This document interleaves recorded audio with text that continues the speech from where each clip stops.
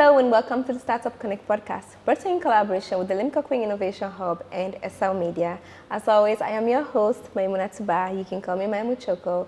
And today we are talking to not just an entrepreneur in Sierra Leone, but also somebody who's a mining engineer. And she's 28 years old, so don't even think she's, old to be doing that. If this is your first time watching our show, coming to our YouTube page, please subscribe. We would love it if you do that. And welcome to the show. So, Miss Dusu Mansaray, or should I say Ankara by then? Welcome to the show. Thanks for having me, Choco. You're welcome. It's a privilege to be here. Before we even get into it, I want to know, how did you come to be an entrepreneur, just an entrepreneur, but to study business when you are an engineer? So what's the correlation? Okay.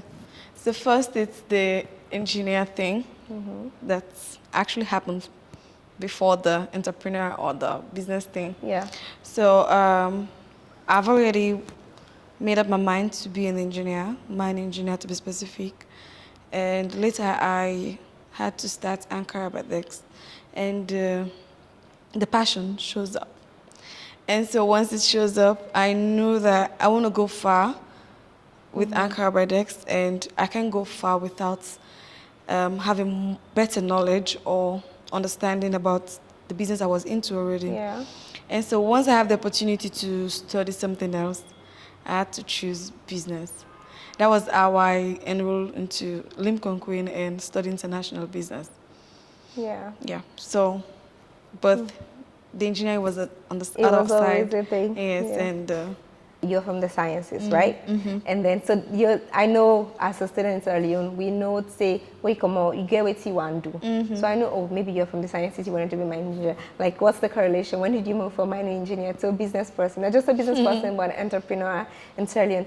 So what inspired you to start this? Have you always been into clothes, or did something itself inspired you to start making clothes? one thing is, I can lie. There's never been a specific purpose. So that's what I realized of late.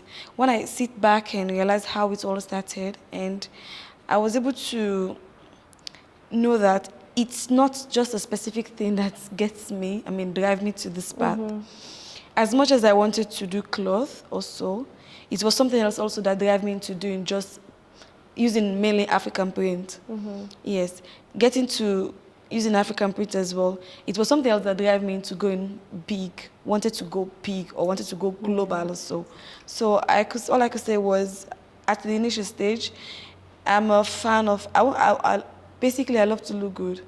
But as much as I want to look good, I prefer looking minimalistic. Again, I just love someone that, this simple. Quiet luxury. Yes, just like what you're giving us now, the ring, the earrings. Oh my God. By the way, God. all of what she's wearing is from Ankara by Dex. The shoes, you can't see the shoes, sadly. But it's okay. At that stage, I can get all the items I want. I can get the clothes or what, so that I actually want the style that I want. And so I prefer doing them myself. Yourself, yeah. Yes, and just putting them on. And the only print by then that I can get easy access to that was more even cheaper was African print. So I was getting this thing for myself, and friends start asking in college, oh, also they buy them clothes here, so this they look fit you, can you get it for us, and all the rest. So at first it was even a thing of a business. I said, okay, I'll just connect you with my tailors. I collect their material from campus, get it to my tailors, and they did it, and I bring it back for them. And someone just carelessly, and someone said, this thing what you do, so you can make you do business. You can get money out of it. You need to turn it into business kind of thing. That was how we started, bit by bit. And in college, things happened, and I was having more time to myself. And I said, you know what? Let me start doing dresses, items, and just sell. I think that's how it happens. I can't lie. I think it's just like there are two different people when it comes to entrepreneurs. People that, actively go into this. I want to be an entrepreneur. I want to do this.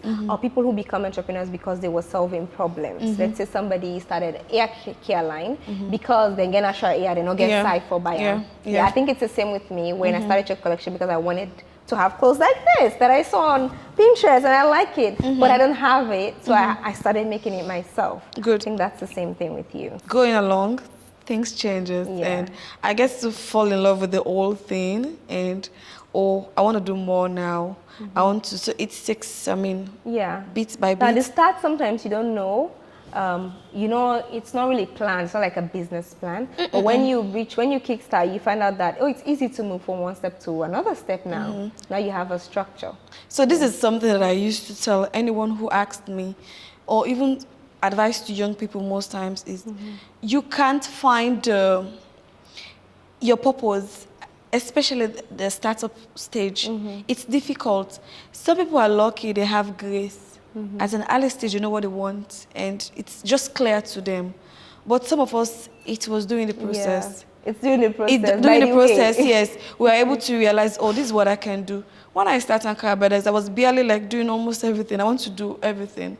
I want to do wedding dresses. I want to do this. I want to do that. I want to do that. It was of late. I sit back and realize, check my market, check what I'm good at, and say, you know what?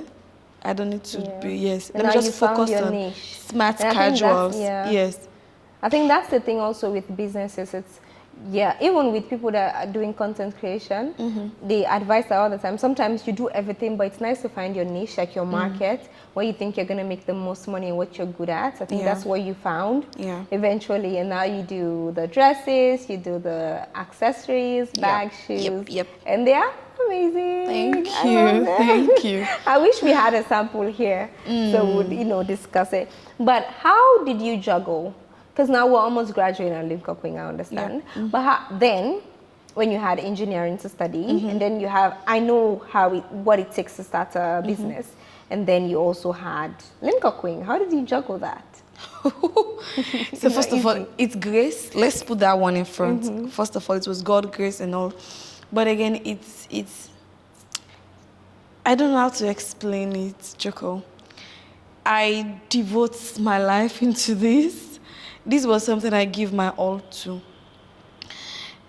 It wasn't easy. There were even days I would have class at Fabric College in the morning, and I had class at Limca Queen during the day.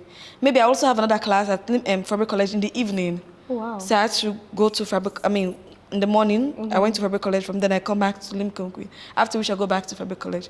It was a thing like that. That was even one of the reasons I always want to have a store.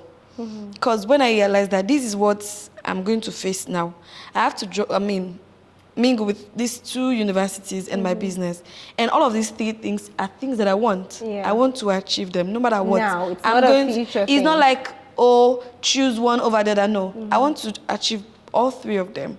So I need to, sit back, examine, see how best I can able to move myself among all these three. That was, I pushed and get a store. Get in the store, I know I can't be there all the time. But if someone needs something from me, they can go to the store and access it. So that part was settled for the business. And for my school, you know me now. Have I got in power? Yes, you know me. It's either I'm in Fabric College. There were a certain period I'm from this exam period. Oh, wow. Yes. Yeah, I know. And luckily for me, they never had a clash. Oh.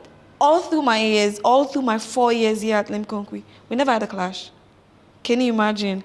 Clash as in, I have exams in Fabric College and same exams here. No. There are days actually when Fabric College will be done with their exams, maybe just 1 or 2 modules remain, and Limca Queen start. Maybe even the last module, it can be for the same hours. Maybe it will be for afternoon and maybe for morning.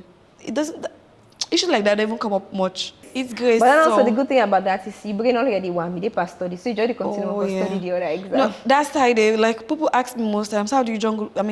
With these two universities, in fact, forget about business. These two universities, how did you manage to do at the same time? Not all kind of degree courses. Major international ones. business and mining engineering. Yeah. You have to be ready.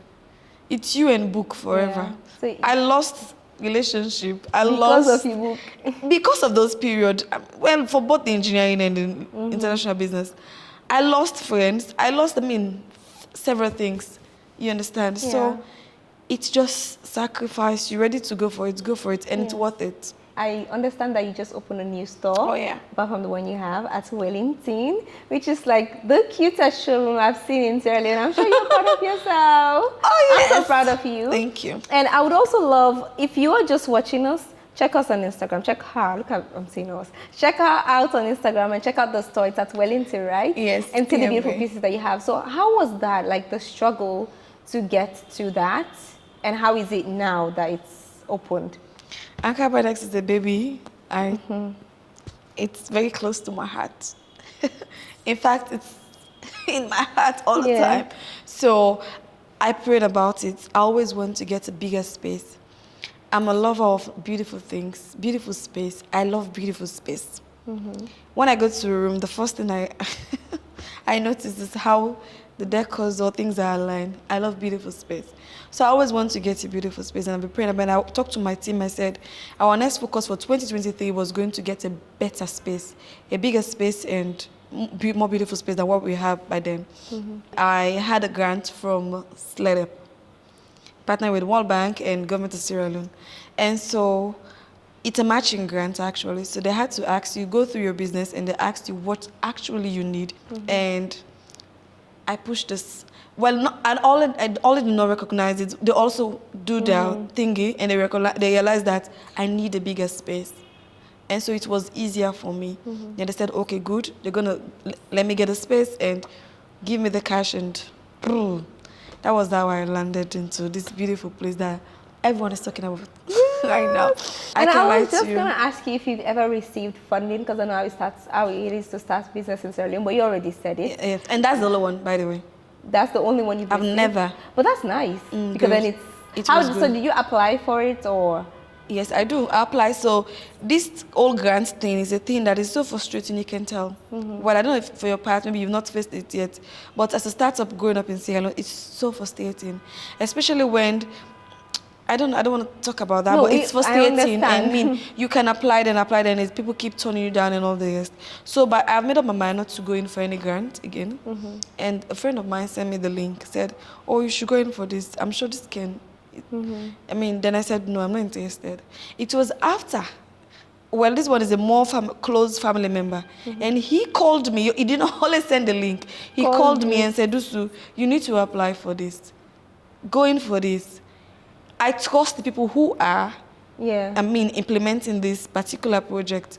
These are people who are straightforward. It was a pleasure having you. Thank you. At Startups Connect. I would love to talk to you too if you're a startup in Sierra Leone, or you're an established entrepreneur, or you know somebody who has a business that would love to be a part of our show. Thank you so much for watching. Don't forget to subscribe, and see you in the next episode. Bye.